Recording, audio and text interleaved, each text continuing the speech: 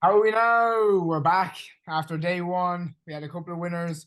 We'll just go through it ourselves, a little recap, and then we'll look at tomorrow's racing, Gold Cup Day, and another couple of nice races in the card, and then we'll touch on the two grade ones for the Thursday. Jake, how are things? Not bad, thanks. Yourself? How was the racing? Stop now. I didn't get over there today. I'll probably go tomorrow. We'll see how it is. But yeah, no, great day now, all the same. Alex, how are things? Not too bad, Sean. Not too bad. Great Yeah. days racing. Stop. Great days to be had and look forward to tomorrow as well. Can't wait. So we'll just have a recap there. We'll start with the first race. Some clown put up she could be anything and look, she was lucky, I suppose, 4 length winner. Very, very lucky. What do you think? We don't need to spend too long on it now, by the way, boys. We have No, get through. no. We did say it was a muddling race, and you could run it a few times, I think. But yeah, she could be anything was good for a finish. I think that clown also put up the Model Kingdom as well. I mean, Yeah. listen, I think she could be anything probably for me last year, towards the start of the year and halfway through this season, she looked like she wanted 2 mile, 5, 3 mile. And the fact that she's going to want a listed at 2 mile, so she's actually pretty handy. So um, fair play to her. I'd like to see her jump a fence but we'll see. Yeah, Gordon says straight over fence. Is that right? I did not hear that now. Yes. Jesus, right. That's very interesting. Right, we'll move on to Mares novice hurdle, Mares novice chase. Sorry, there you go. Pick your we'll winner. move Anti on. post. We'll move on then to Facile Vega. What do you think? Machine. Did nothing wrong, bar the scare at the third last. Machine. I He thought did. He did have a bit of a wobble. Jays, yeah, he nearly went, boys. He nearly went. Yeah, Diverge, great ride from Patrick Mullins. Well done, lads. Jesus, they put him out in front this time. Madness. Couldn't go on. And then the cunt got keen as well. Stop. Look, we'll see where you can't write him on that race. I'd write him on the Cheltenham Put run. a line through it. Put a line through it. Yeah, we can put a line through that. And Elete Tom wasn't too bad either. We will move on He then. had a few going around as well. Yeah, we'll move on there, Alex. Good man. We'll move on then to the champion chase. What do we think? We can It's a spend a cracking few race. minutes on this. I mean, Shaq and Pussoir, I take my hat off to you, mate. Like, to do that, he must just love Punchestown. I mean, like, and I mean, look, the race obviously caught up with him from Cheltenham. You could see that, like, he was so tied up, and Paul Town had actually said it after the race himself. But Shaq and Pussoir, I thought Danny Mullins was coming to win it. Um, like, I was actually busy at the time. I never got to saw it live, and since you text me saying like I hadn't seen any racing, um, I genuinely saw Shaq and Poursoir was getting tweets everywhere. I was like, no way he's won it. And then I've seen that he's come second. So fair play to him. Alex? Yeah, cracking race. Geez, Jack and Poursois. He found some form and he nearly beat the best 2 mile chaser around. But credit to Nergamine. Geez, when Paul really asked him to dig deep, he found plenty after I'd say a fairly hard campaign. But yeah, good to see Shaq and Poursois coming back, bouncing back to some bit of his form and Nergamine. He was gritty in the end and class race. Yeah, unreal race. Energumen, couple of mistakes. Shaq on perfect run through, and what a finish! It was kind of more like last year as well when Shotgun actually headed Energumen. I got the same vibe. Mm-hmm. I was willing Shotgun Persuade the whole way on throughout the straight when he actually had a chance. But fucking Energumen's class. Yeah, some British clown said that yesterday, didn't I? Stop. Fuck's sake. Imagine how good Energumen is, and then like he was beaten by Shishkin. Fuck. I did say, like, with Shakan yesterday, like his forms, like he's ran under Shaq and Poursoir level considering how good he was last year. But the thing is, he was really like he's not dropped significantly below. Like he's not been awful. He's just probably dropped himself about £10, and that's about it. Yeah, that's an okay thing. And what do we think about the novice chase, lads? Messy race, wasn't it? Did Yeah, didn't see it happening now. To be honest, I I mean, think you Sir go on. Gerhard. It'll take a. I, I think Sir Gerhard is. I go as far as saying he's maybe gone at the game too a very poor season. Maybe he might bounce back, but yeah, Journey with Me took a hefty enough fall and didn't see the winner. So No. I mean, No, look, look, go on. go on, Sean. No, you go on.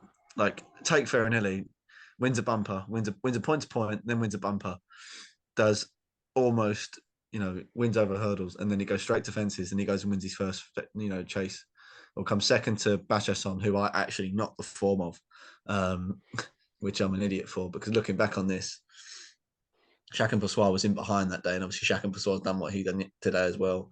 Look, Farinelli, Emmett Mullins has done it again, lads. Like, you know what I mean? It's the geezer does everything all the time. Yeah, no, you're 100% right. I think Appreciate is just going to be that cliff kind of horse where everyone will think he's going to win a race, and you just keep finding one better. And Classic Getaway wasn't great when he needed to be, and Journey with Me just made a couple of mistakes. I suppose Sean, I just Classic Getaway. I'd forgive him that run now.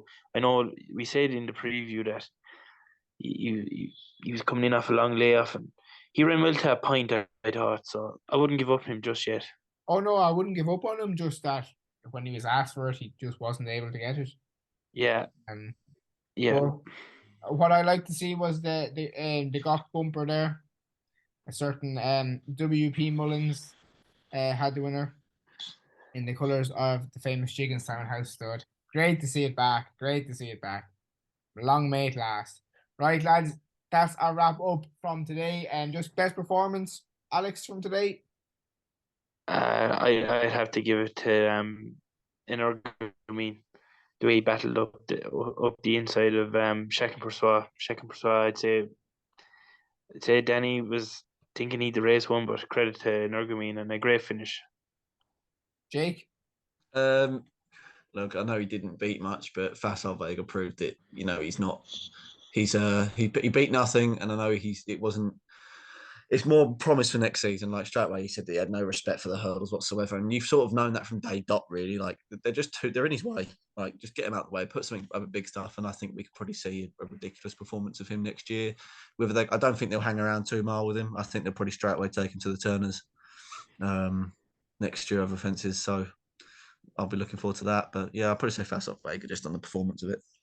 Thankfully, Alex actually picked the performance of the day. Thanks. Well done, Alex. Jake, I don't know what the fuck you were looking at. Right, that's enough of that. We'll move on to tomorrow. We're going to start with the Irish Mirror Novices Hurdle. Grade 1 race, and this is kind of the equivalent to the Albert Bartlett in Cheltenham. And look, we'll just quickly run through the prices here. I have Gaelic Warrior at about evens. We have Affordable Fury at around 6-1. Salvador Ziggy at 6-1. Embassy Gardens 8-1. Favre de Chamdou 12-1, and we are 25-1 bar. Alex, take her away. Unoriginal now, Sean. Again, Gaelic Warrior. Look, very, very good run in the Ballymore. I think Patrick's playing a bit of few games with Town through the race. But the form of that race is stacking up in Imperial Pass. Sure, I think it's only a matter of time before we could see him pitching in the top grade 2 mile open hurdles. She could be anything. Was up behind Imperial Pass and came out and won again today. Gaelic Warrior on raw ability probably will win this. The last day at Cheltenham was 2-5. This is 2-7. Look, it'll be interesting. They've always said he wants to go this direction as well because he does like to jump out a bit. But I think at evens he's still a good price, and I think with the form Willie Mullins is in, it's not original, but I think Gaelic Warrior will probably win this. And I'd give a shout out to Favre de Chamdou at an E-Trade price. He's better. He was pulled up on the Albert Bartlett. I think that wasn't his running, and I think as a whole, the Albert Bartlett could be a very good race to follow.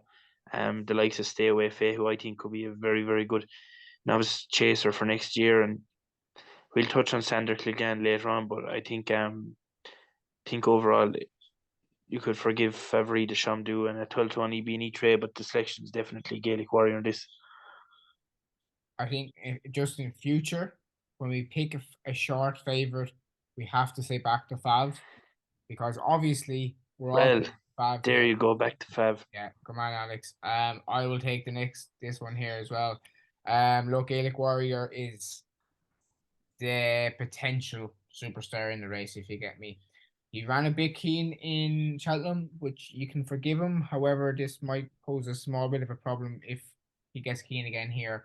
He will need to stay 3 mile to win this race, but it is a flatter track than Cheltenham. And I just think going the opposite way, every chance that we'll see the proper Gaelic Warrior out here tomorrow. I think Affordable Fury has to be given his chance, and definitely in each way play. I could not have Salvador Ziggy at all. I don't rate the horse now at all. He'll have to go and do it for me tomorrow for me to really step into him and see him as a proper grade 1 contender. Embassy Gardens I liked for the Outer Bartlett. You could probably put a run through it, but then again, Gaelic Warrior I believe is a better horse. And I would agree with you with Favre de Chandu.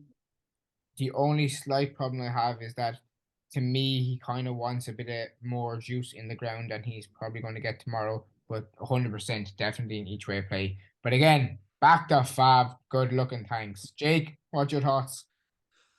To be honest, I don't disagree with either of you. Get it, worry about the Fav.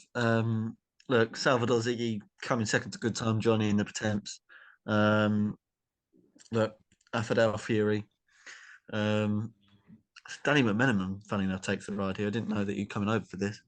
Unless he rode him the last day, which I don't think he did he? I don't think so. No. But, oh, Sam Ewing. And poor from you there, Jake. Poor from you. Listen, I'm just looking at Racing Post right now, trying to look at this race. I mean, look, the race really is tailor made for Gaelic Warrior. Like, he's not going to jump out miles to his left, his right. Sorry, his left or his right. You're right. He's not going to jump out. Look, I just think he goes and wins and proves it. I think he is, as he has been the whole year, a grouped horse. He's been a graded horse, or a grouped horse in handicap company the whole year. Like, as you saw at the last day, where even at Cheltenham finished second to Impere Pass. Like, the form of that will probably go on. Probably say next year that Gaelic Warrior would be sitting here saying that he'd have been the winner of the Ballymore. And obviously Ruby Wolf said at the start of the year on Racing TV that the horse that he was looking forward to the most was Gaelic Warrior in the Ballymore. And look, that wasn't a bad shout from Ruby there. But look, I think he goes and wins this quite handily, and I'm probably looking at who's going to finish second. I mean, Embassy Gardens was shocking in the Albert Bartlett, really was. Could you put a line for it? I even put, like, his run at Thurles, again, was average. He beat absolutely nothing in behind, and everyone was getting so helped up on him winning by 30 lengths. So I'm probably not going to side with him for coming second. But look, I do like Fabry de Chandu. I don't mind Calanisi Star either, but look, Hold on here now for a second. Hold on here now. Just 1 second there. So the horse that came second to Embassy Gardens in Thurles, Kilbury Warrior, came 6 out of 8 in Punchestown, and then won a handicap in Fairy House, winning 16 lengths. So listen, the only reason he won that. There. The only reason he won that, though, is because I said this, that the whole week of Fairy House, the front runners are a natural banker around Fairy House. If you go through every single one of those races, I was watching them at work, and every front runner won that day, bar Iron Maximus, or on that week. So look, I was sat there and I said to my pal at work, I said, no one's catching this thing in front, because Kilbury Warrior literally bucks out and says, catch me if you can. And where Fairy House is so undulating, it's so hard to make up the ground from third last down Ballyhack. So look, I'll put a line for it. I can't have Embassy Gardens finishing second here. I'll go Gaelic Warrior and Favre de Chandu. I think we've all picked the same thing, but the main thing is back the Fav. Good luck and thanks. And we'll move on from there. Now, look, there are certain times in racing where you have two really, really nice horses and they do run against each other, and then you get to be treated again. And I'm hoping tomorrow I can get out to Punchestown to see this race. Galopin de Champ, 4-11, Brave Man's Game, 4-1, Envoy Allen, 12-1, Hewick is 33s, Fury Road is 50s, and Fast or Slow is 66 to 1. We are obviously talking about the Punchestown Gold Cup. Grade 1 race, this is 3 mile. We've had absolutely amazing horses like Size and John. Do you remember Size and John and Jack of them? What a finish they had. I remember watching that. I was meant to be after school study, and the teacher was watching the race, and I was watching the race on my phone. And the two of us there were letting it like jumping up. I could see him jumping up and at the screen. Oh, great crack! Look, I'll take this, sure. I'm talking away there. I may as well keep going. I think Galopin des Champs is so good. If they didn't have Constitution Hill over in England, this is all the horse we'd be talking about. Galopin des Champs, what an absolute machine. Um, I can't wait to see him. I really do hope I get out there tomorrow. It'll be my first time seeing him at a racetrack and also the Brave Man's Game. I cannot wait for this, lads. And we also have Envoy Allen, who's no slouch either. I'd love to see Hewitt run a big race because, to be fair to him, he ran an absolute cracker in the Gold Cup and just got too tired. So yeah, I'd love to see him win, but obviously Galopin des Champs is the one that I want to see here. Yeah, I think he wins, and I think 4 to 11 is probably short enough. Maybe tomorrow you might get 1 to 2 or something like that. Then I believe he probably comes into a backable price. No, Alex, what do we think? Well, Sean, I'm in two minds in this race.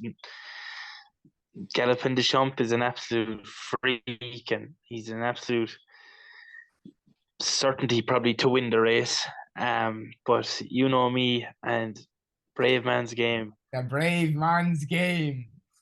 It is what it is, and it's a brave man's game. And I think this horse, he's the best horse in England outside of Constitution Hill. I think. Well, Sean, we're not getting into it now, but I think Brave Man's Game will definitely give Galopin des Champs some sort of race. The only thing I'll be worried about is him coming over. He was drilled, I'd say, for Aintree like he was the year before, and what happened? He bombed out.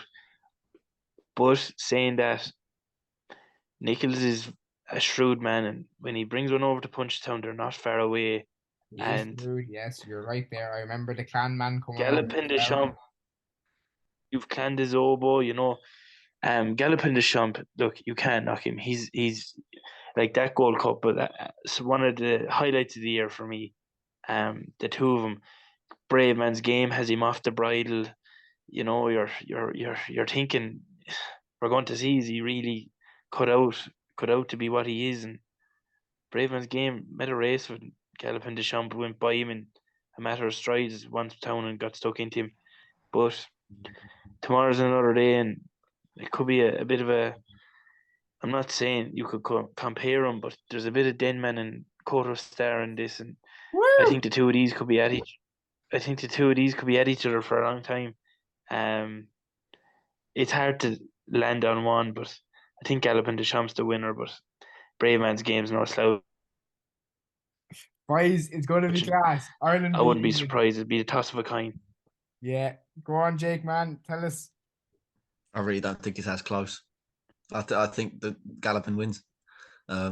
Look, I do admire Brave Man's Game for what he done in the King George, but look, if you look through, like I'm going by, he's been saved from Kempton in December all the way to Cheltenham, and look, you can probably say, look, everybody else in that race in the Gold Cup has had a run. Like Galopin des Champs went to obviously Leopardstown, won there. Like, do we think if Galopin des Champs never ran in the Dublin Race Festival and then went straight to Cheltenham like Brave Man's Game did, I think Galopin des Champs wins by even further. Look, this race is more, it's going to be close. It's going to bring them closer. Of course it is, because there's less runners, less traffic, less horses like a horse and you're absolutely headbutting fences in front of them. Fury Road, Fast or Slow, probably won't even be mentioned coming to the, the home turn. Envar Allen seems to take an absolute age to get ready for his races, and you can see that in his form. Like after Down Royal, I was thinking, wow, he could be really good. Then goes to the King George, and you just don't even see him in the race. Then they say there's something wrong with him. Then he goes to and wins the Ryanair. Look, is he better over 3 mile? I don't know, probably not. He could be, but I just think he takes an absolute age to get ready, and I think that Cheltenham race took a lot out of him, I think. So it does sort of leave a match up front. Hewitt's going to bowl along and make the run, and we know what's going to happen here. Hewitt's just going to go, and Jordan Gamefor's just going to try and keep him as much as possible. But I'm thinking tactics-wise, I think Gallup and Deschamps and Braveman's game sit neck and neck or whatever. But the only thing is I like about Braveman's game is I think Harry Cobden's by far the best jockey in this race. I don't care about Paul Townend. I think Harry Cobden this season, he's somehow made horses that shouldn't be winning races. And I do give Braveman's game a slight chance on the fact that Gallup and Deschamps might have had a harder race, harder campaign. But I still just think Gallup and Deschamps is probably the best chaser we've seen since Corto Star, and I think he just wins. I'm coming in here Sean. I just come in here back to Braveman's game. Look, it's a game of opinion, and I think people are quick to dismiss him. The fact he's an English horse as well, I'd be the first to admit it. The Irish horses are 9 times out of 10 superior. You go back to his King George run.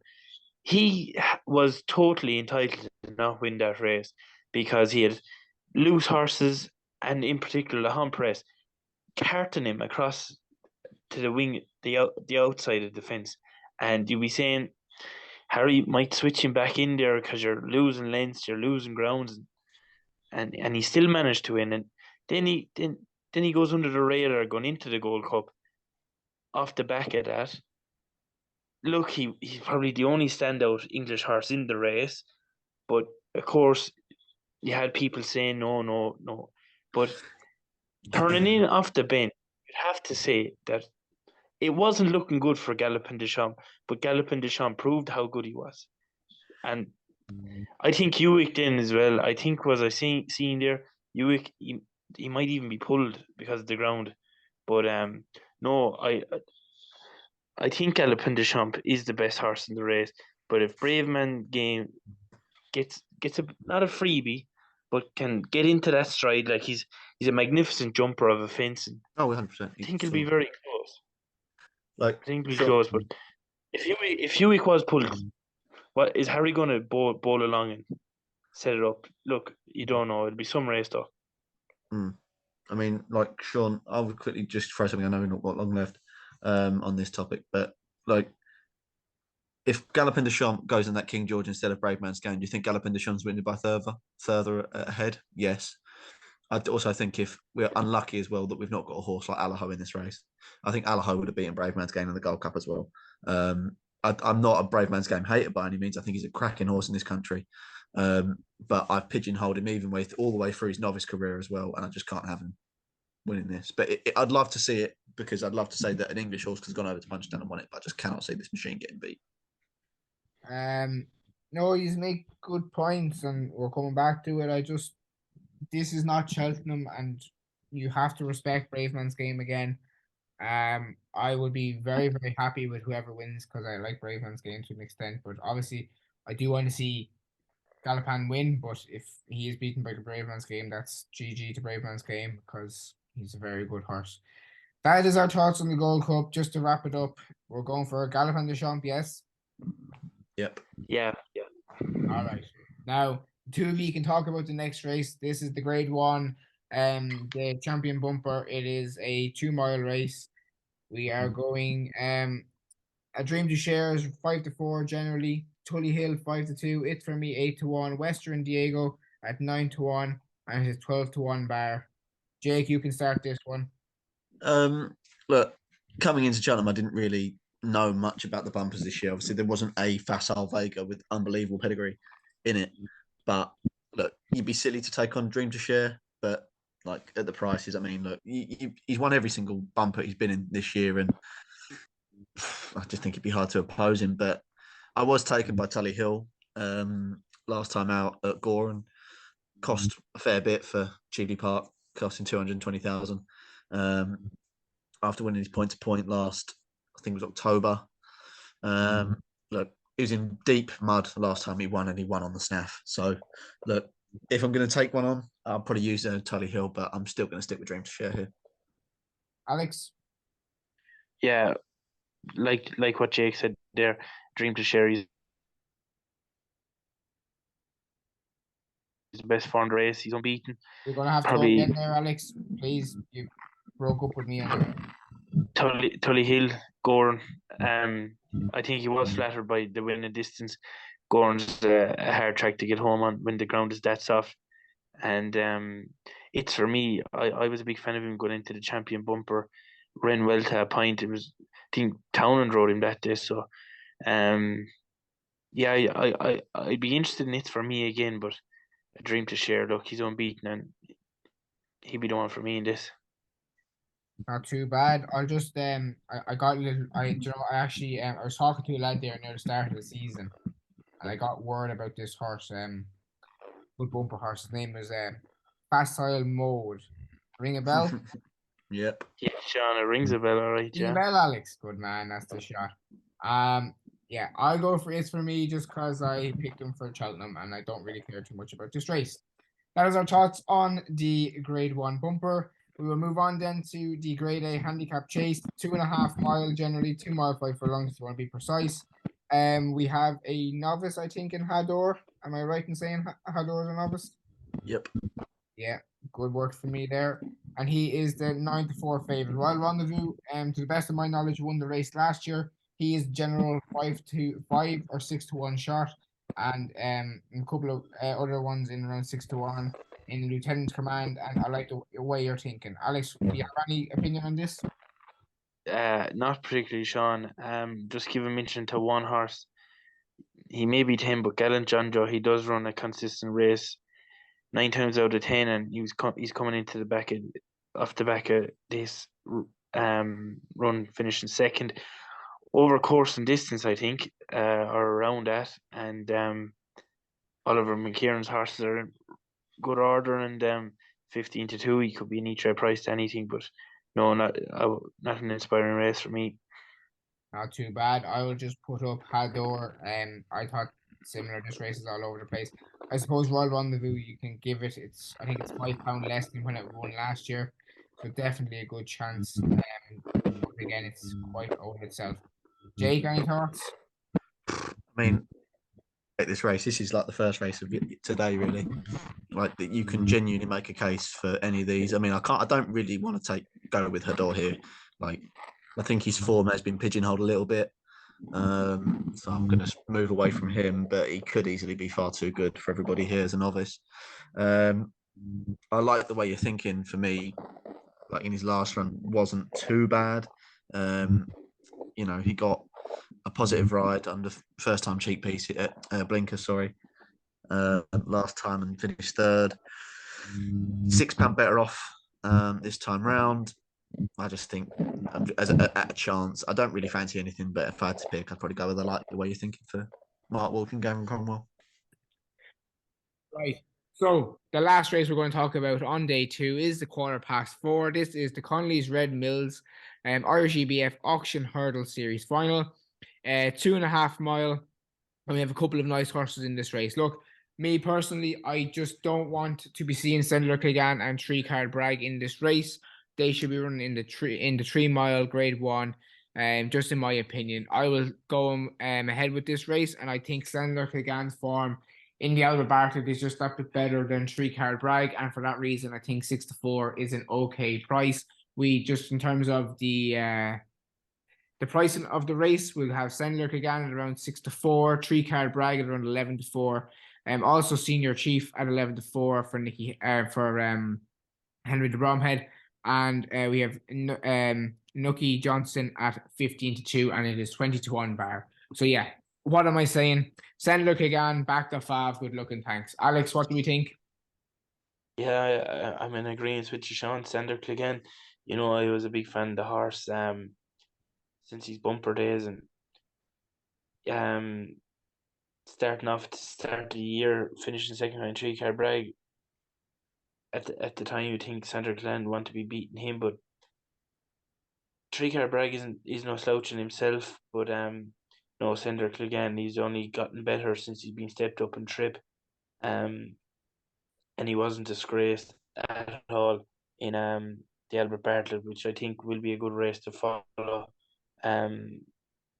With the likes of Stay Away Fago and probably Novice Chase, and yeah, I can't really opposed Cinder Clegane, and at 6-4, it's a great price, I think, on a horse that is receiving a bit of weight from £2 from 3 Card Bragging.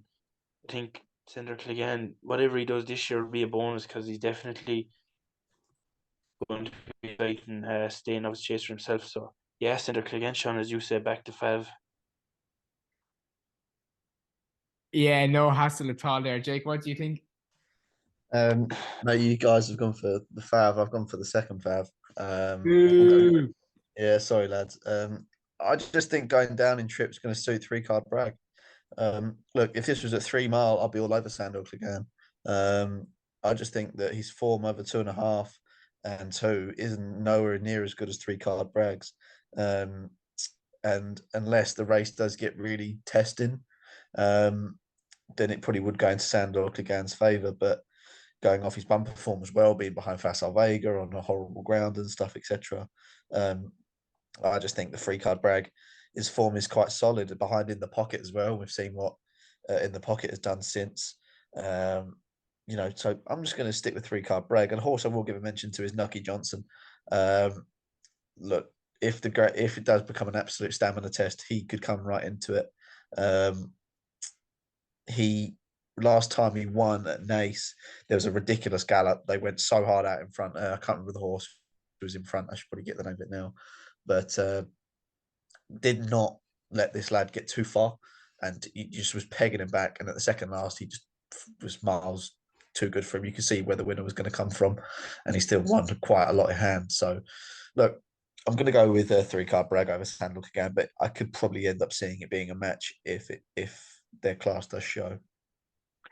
Obviously, Jake does not understand the meaning of life. We all have to back the Fav.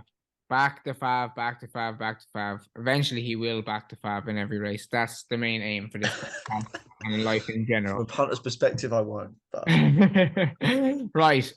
Look, sure, Jake, you may as well tell us you're not for day 2. I'm going to go with Gaelic Warrior in the handicap. No, it's not handicap. Sorry. In the 2 mile 7 hurdle. Good For man. 3 It's not a mile, handicap. whatever it is.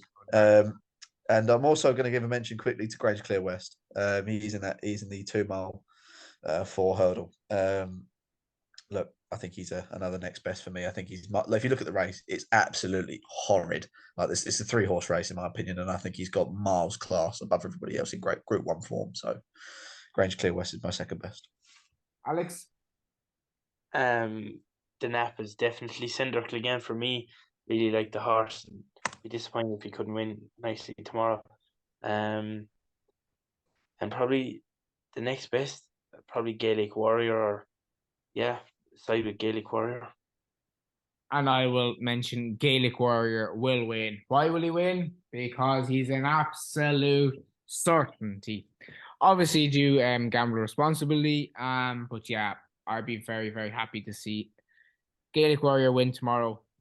So finally, we're going to just briefly touch on the 2 races, the 2 Grade 1s on Thursday, just because it might be a bit busy for the rest of the week, and I don't know how the videos are going to go.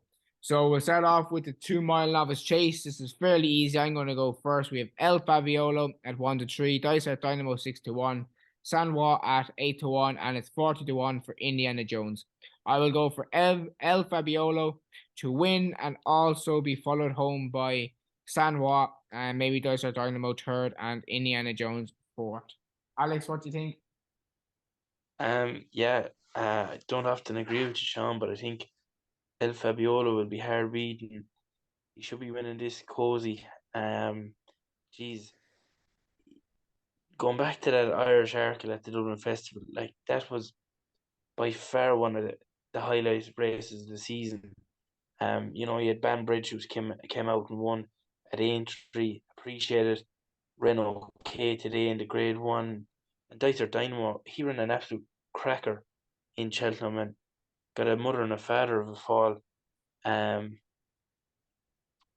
Sam Waugh, he'll probably be staying on to pick up the pieces. But yeah, El Fabiolo, back to Fav, and that it, Sean? Absolute certainty. Jake, what do we call him?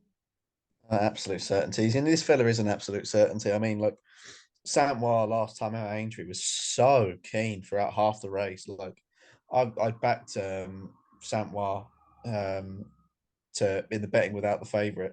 And obviously, I think Stage Style went off favourite, or didn't he? Or I can't remember. I lost my bet anyway. And I was sitting there thinking halfway through round 80, I was thinking, Jesus Christ, like he's normally really relaxed out the back, but this day he was in a small field, it was as well.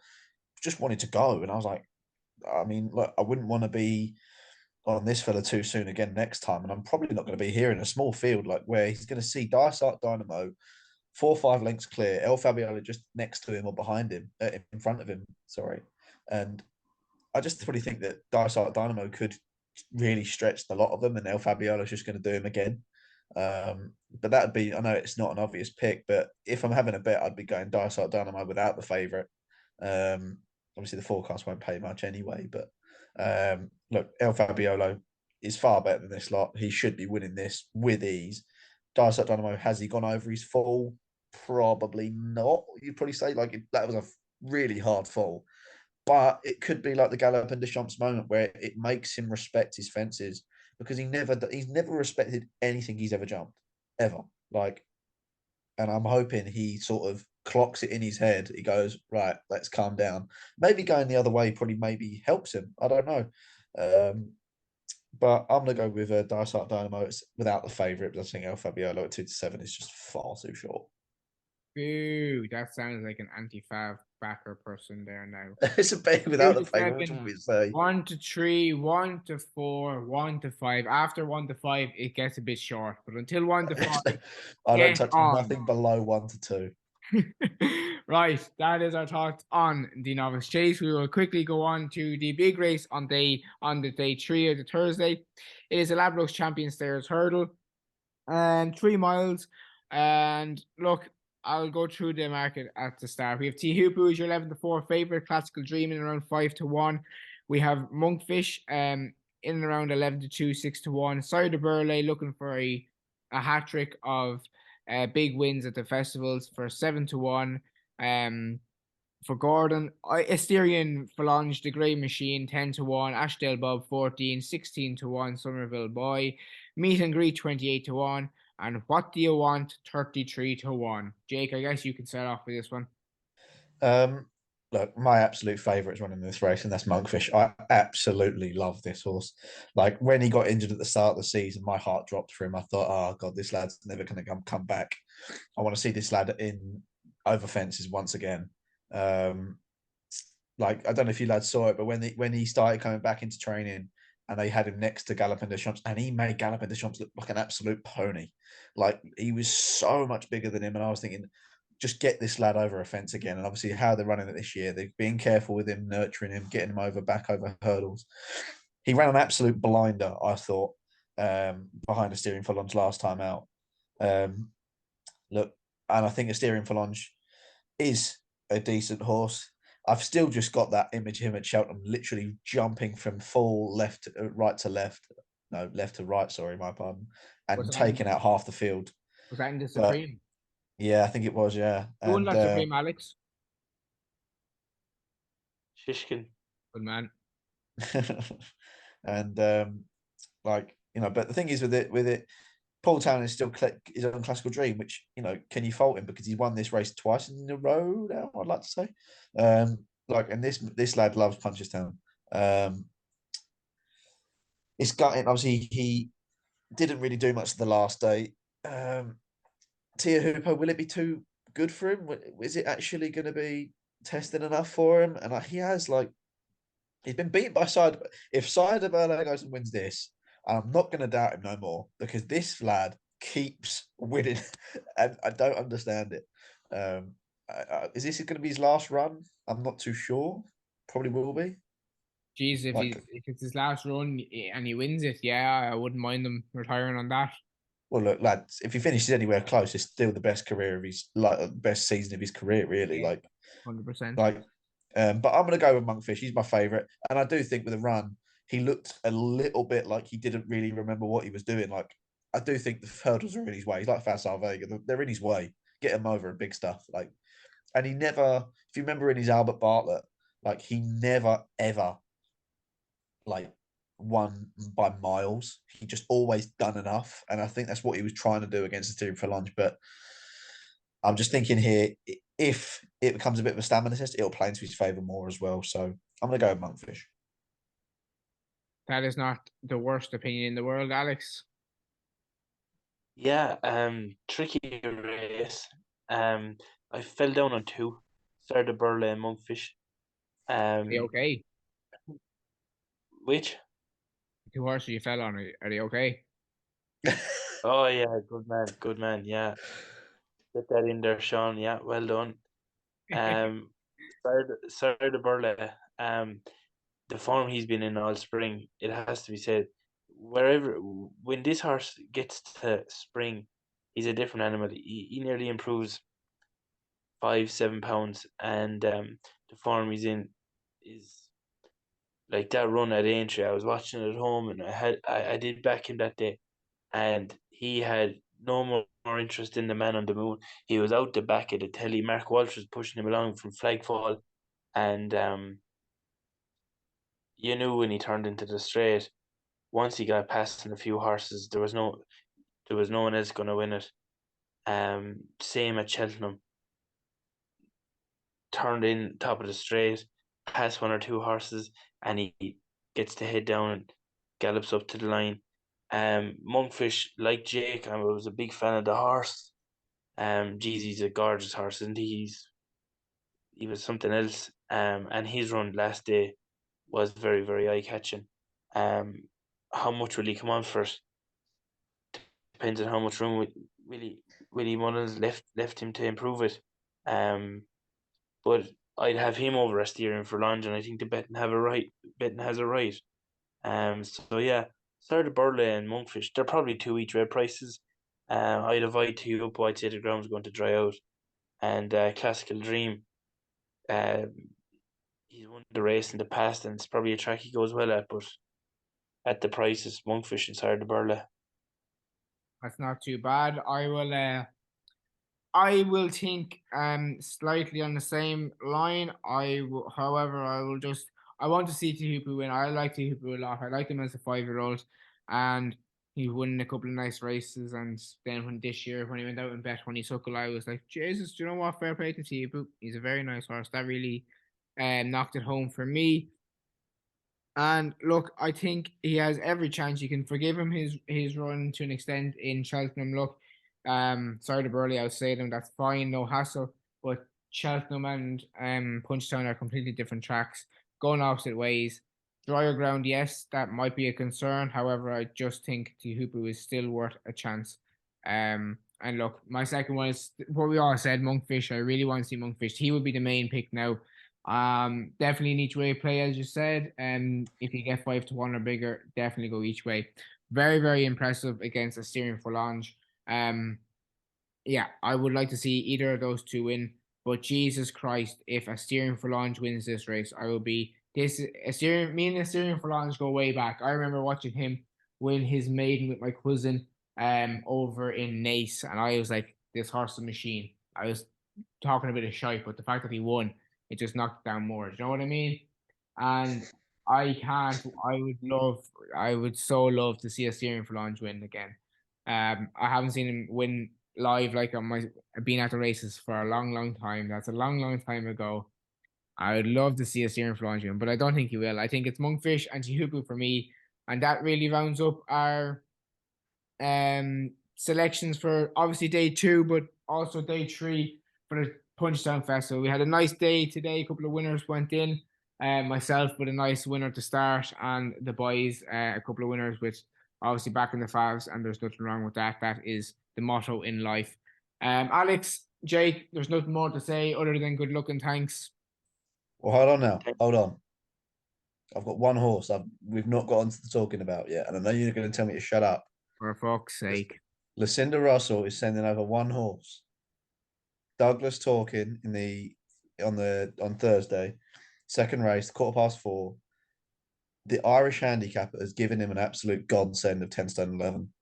Dino Blue was ridiculously lucky last time out. Look, you got Hollow Games, Cursabline, Call Me Lyrene in this race, all at top weights almost. But Douglas Talking was look, I was watched him at Sandown, and I was saying earlier to Alex that Sandown could be a horrid race to watch coming to the last because it literally looks like they're treading in mud or quicksand. Like they just look like they're going to be swallowed. But this lad was tanking, and then he goes to Aintree, looks like he's going to win it, and gets beat by a length and a half of Dancing on My Own. Like that wasn't a bad performance from either. I just think Douglas talking and Lucinda Russell, when she sends a horse over, they normally do quite well, a bit like Paul Nichols and Nicky Henderson when they come over with their horses. I think Douglas Talking's got the beating of absolutely everything in this race. You know what? I was going to say for fuck's sake again, but I'll take that back. That's not too bad actually from you there. GG to you, sir. I do hope it goes and wins for you, but yeah, not too bad now. Alex, do you have anything else before we end this? Well, I do, Sean, and you probably won't like it, but the bumper on Thursday, Oh, the Lord. Ballyburn. A lot of talk about the horse held in high regard. Won at Punchestown in February time, and there was talk that he'd secured his place on the Cheltenham squad for Willie, but it didn't materialise, and he's probably going to be a very short favourite. The form of his point to point has worked out, and he won that well too. He's unbeaten going into this, and I'd say he could go very, very close. I'll take you on in that race with Slade Steel. I agree. On that note, good luck and thanks.